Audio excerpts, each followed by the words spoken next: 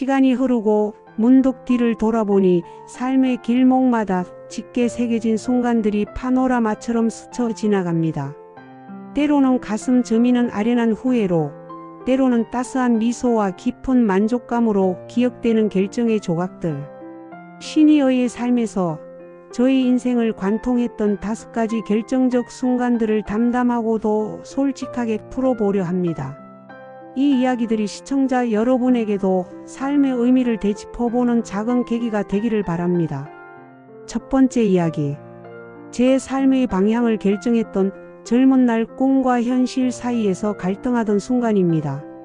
뜨거운 열정과 이상으로 가득했던 20살. 언저리 세상의 모든 빛깔을 제 것으로 삼을 듯 빛나던 선명한 꿈이 있었습니다. 저는 화가가 되고 싶었습니다. 낡은 붓 하나로 캔버스 위에 저만의 세상을 펼쳐 보이는 그런 멋진 예술가가 되는 꿈을 꾸었죠. 하지만 현실의 무게는 결코 가볍지 않았습니다. 저희 집의 가장이자 장남으로서 가족의 생계를 제가 짊어져야 한다는 막중한 책임감이 어깨를 짓눌렀습니다. 화려한 물감을 살 돈 대신 당장 식구들이 먹고 살 걱정이 먼저 앞섰습니다. 결국 제 두 손에는 붓 대신 흙과 시멘트로 얼룩진 삽이 들렸습니다. 젊은 청춘을 건설 현장에서 땀 흘리며 보내야 했습니다. 매일매일 고된 육체 노동에 시달리며 가족을 부양했습니다. 그 시절 밤늦게 파김치가 되어 돌아와 낡은 스케치북을 몰래 펼쳐볼 때마다 제 마음 한 구석에는 채워지지 않는 깊은 갈증과 함께 잃어버린 꿈에 대한 아쉬움이 일렁였습니다. 그 선택이 결코 후회스럽지 않다고 말한다면 그것은 아마 큰 거짓말일 겁니다. 하지만 다른 한편으로는 생각합니다. 제가 그 꿈을 포기했기에 가족들은 배골치 않았고 제 자식들은 안정되고 따뜻한 환경에서 마음껏 성장할 수 있었습니다. 어쩌면 제가 화가의 꿈을 포기한 것이 제 인생이라는 더 큰 도화지 위에 가족이라는 가장 아름답고 소중한 그림을 그려낸 것은 아닐까요? 그 누구도 흉내낼 수 없는 저만의 역작을 말입니다. 이제 와서는 스스로를 이렇게 다독여 봅니다. 삶의 진정한 아름다움은 포기 속에서도 피어날 수 있다고 말입니다. 그리고 그 그림은 지금도 제 삶을 따뜻하게 비추고 있습니다. 두 번째 순간은 제 삶의 가장 빛나는 순간을 함께 만들어갈 사랑하는 이를 만났던 운명적인 만남입니다. 낯선 대도시의 한복판에 홀로 떨어져 지독한 외로움에 지쳐갈 때였습니다. 제 삶의 모든 색깔이 흑백으로 발해가던 그때 그녀는 마치 한 줄기 따스한 햇살처럼 제 삶에 찬란하게 스며들어 왔습니다. 수줍지만 진심이 담긴 미소와 저의 모든 것을 이해하고 감싸주는 듯한 따뜻한 눈빛. 그녀의 존재 자체가 저에게는 더할 나위 없는 위로이자 고단한 삶 속에서의 유일한 안식처였습니다. 당시 저는 가진 것이 아무것도 없었습니다. 보잘것없는 제게 그녀는 조건 없는 깊은 사랑을 주었고 저의 부족하고 불안한 모든 점들을 온전히 감싸 안아 주었습니다. 주변의 많은 사람들은 걱정하며 저를 말렸습니다. 돈도 없고 내세울 만한 배경도 없는 저에게 어떻게 귀한 딸을 보낼 수 있겠느냐며 만류했습니다. 하지만 저는 확신할 수 있었습니다. 이 사람과 함께라면 어떤 시련과 역경이 닥쳐와도 능히 헤쳐나갈 수 있을 것이라는 강한 믿음이 제 심장을 뛰게 했습니다. 주위의 모든 만류와 우려에도 불구하고 저는 망설임 없이 그녀의 따뜻한 손을 잡았습니다. 그 용기 있는 선택 덕분에 저는 평생을 함께할 가장 소중한 동반자를 얻게 되었고 아무리 고되고 힘든 삶 속에서도 언제나 돌아가 기댈 수 있는 따뜻하고 아늑한 둥지를 만들 수 있었습니다. 지금 이 순간을 다시 떠올려봐도 제 인생에서 가장 현명하고 잘한 선택 중 하나라고 자부합니다. 그녀의 한결같은 온기와 깊은 사랑이 없었다면 아마 지금의 저는 존재하지 않았을 겁니다. 그녀는 제 삶의 돛이었고 저는 그 돛을 따라 항해하는 배와 같았습니다. 세 번째 결정적 순간은 제 심장을 옥죄던 자식의 교육 문제로 밤새도록 고뇌했던 시간입니다. 넉넉지 못한 형편이었지만 제 자식만큼은 이 세상에서 부족함 없이 남부럽지 않게 키우고 싶은 것이 모든 부모의 마음이듯 저 또한 그러했습니다. 특히 공부만큼은 실컷 시켜주고 싶다는 강한 열망이 있었습니다. 남들이 다들 좋다고 말하는 비싼 학원이나 명문 학교에 보내줄 수는 없었지만 밤늦도록 작은 방에 불을 밝히며 책을 읽는 아이들의 뒷모습을 보며 부모로서 최소한의 도리는 다했다고 스스로를 위로했습니다. 하지만 시간이 흐르면서 제 아이가 어느 순간부터 조금씩 그리고 급격하게 엇나가기 시작했습니다. 친구들과 어울려 밤늦게까지 귀가하지 않는 날이 잦아졌고 학교 생활에도 점차 소홀해지는 모습을 보였습니다. 야속하고 서운한 마음에 해초리를 들기도 했고 때로는 밤새도록 아이를 붙잡고 눈물로 호소하며 타이르기도 했습니다. 그때 제가 내린 선택은 아이를 무조건 다그치고 통제하기보다는 아이의 이야기를 훨씬 더 많이 듣는 것이었습니다. 무조건적으로 훈계하기보다는 아이의 눈높이에서 아이가 가진 깊은 고민과 속마음을 진정으로 이해하려고 노력했습니다.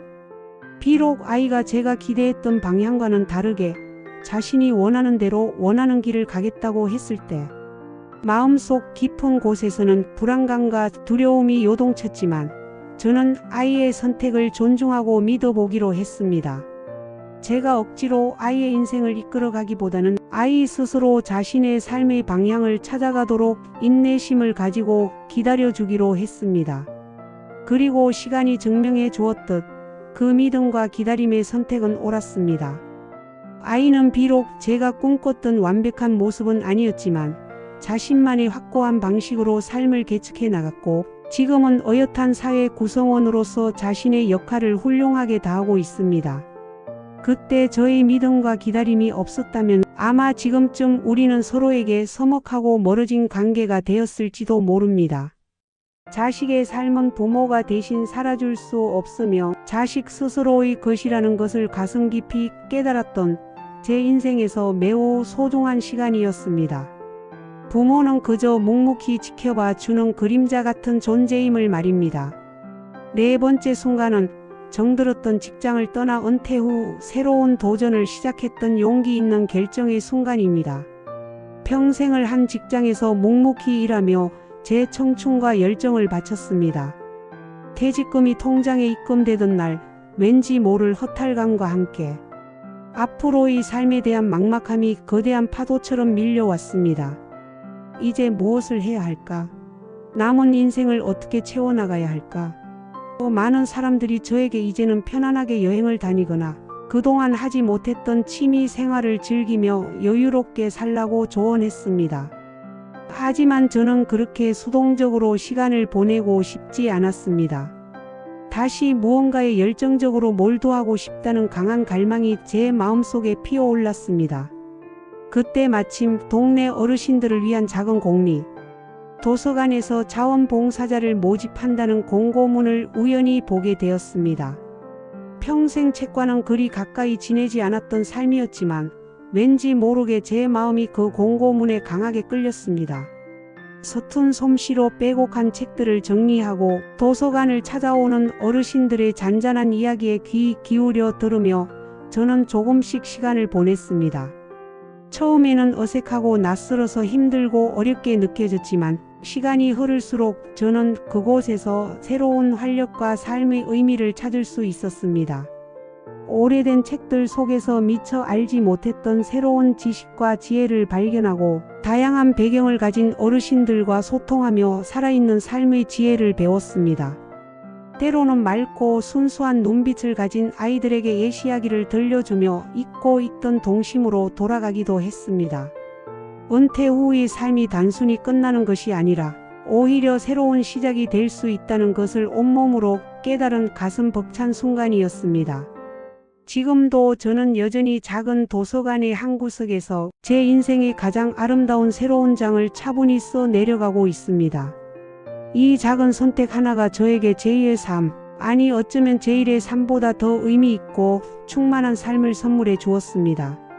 늦었다고 생각할 때가 가장 빠르다는 말을 비로소 이해하게 된 것입니다. 마지막 5번째는 제 삶의 가장 소중한 가치와 의미를 일깨워준 건강을 잃고 삶의 소중함을 깨달았던 고통스럽지만 값진 순간입니다. 저는 늘 제가 건강하다고 자부하며 살아왔습니다. 아픈 곳 하나 없이 튼튼하게 살아왔다고, 그래서 앞으로도 그럴 것이라고 굳게 믿었습니다. 그러다 어느 날 갑자기 예고 없이 쓰러졌습니다. 차가운 병원 침대에 누워 하얀 천장만을 하염없이 바라보던 시간들은 저에게 너무나 큰 깨달음을 주었습니다. 젊은 시절 오로지 성공과 목표만을 향해 앞만 보고 무모하게 달려왔던 제 삶을 뼈저리게 되돌아보게 했습니다. 가족과 함께하는 소중한 시간보다 돈을 버는 일에 더 매달렸고, 그 어떤 것보다 중요한 제 몸을 돌보는 것에는 극도로 소홀했습니다. 병실 창밖으로 스쳐 지나가는 따스한 햇살과 살랑이는 바람, 지저귀는 새소리 하나하나가 그렇게 소중하고 애틋하게 느껴질 수 없었습니다. 삶이라는 것은 한순간에 소리 없이 사라질 수도 있다는 것을 저는 죽음의 문턱에서야 비로소 깨달았습니다. 건강을 잃고 나서야 비로소 삶의 진정한 의미와 매 순간이 얼마나 소중한 것인지 알게 된 것입니다. 퇴원 후 저는 제 삶의 방식 자체를 완전히 바꾸었습니다. 매일 아침 일찍 일어나 가벼운 산책을 하며 맑은 공기를 마시고 몸에 좋은 균형 잡힌 식사를 합니다. 바쁘다는 핑계로 소홀했던 가족들과 더 많은 시간을 보내고 제 주변의 소중한 사람들에게 진심 어린 감사함을 끊임없이 표현합니다. 이제는 물질적인 욕심을 완전히 내려놓고 하루하루에 충실히 감사하며 소박하지만 진정한 행복을 찾아가고 있습니다. 건강을 잃은 것은 저에게 너무나 아프고 고통스러운 경험이었지만 역설적으로 그 덕분에 저는 삶의 우선순위를 다시 정하고 제 인생에서 진정으로 소중한 것이 무엇인지 분명하게 알게 되었습니다. 후회스러웠던 그 순간을 통해 더 큰 깨달음을 얻었던 결과적으로는 제 삶을 풍요롭게 만든 가장 잘한 선택이었습니다. 모든 고통 속에는 반드시 그만큼의 깨달음이 숨어 있다는 것을 저는 이제 확신합니다. 삶은 이처럼 수많은 선택과 결정의 연속입니다. 어떤 선택은 영원히 잊히지 않는 아련한 후회로 남고, 또 어떤 선택은 평생을 빛내는 자랑스러운 기억으로 환하게 빛납니다. 하지만 결국 그 모든 크고 작은 선택들이 모여 지금의 저라는 한 인간을 만들었습니다. 지나온 길을 가만히 돌아보니 당시에는 너무나 아프고 후회스러웠던 순간들조차도 저를 더욱 단단하게 만들고 성장시키는 소중한 자양분이 되었음을 깨닫게 됩니다. 2025년의 신이여, 우리는 과거의 경험에 안주하지 않고 여전히 삶의 한가운데에서 빛나고 있습니다. 지나온 삶의 깊은 지혜를 바탕으로 후회 없는 오늘을 매 순간 충실히 살아가며 다가올 내일을 두려워하지 않고 기꺼이 그리고 설레는 마음으로 맞이할 것입니다. 이 모든 순간들이 모여 제 삶의 아름다운 그림을 완성하고 있습니다. 부디 이 이야기들이 여러분의 삶에도 작은 울림이 되기를 진심으로 바랍니다.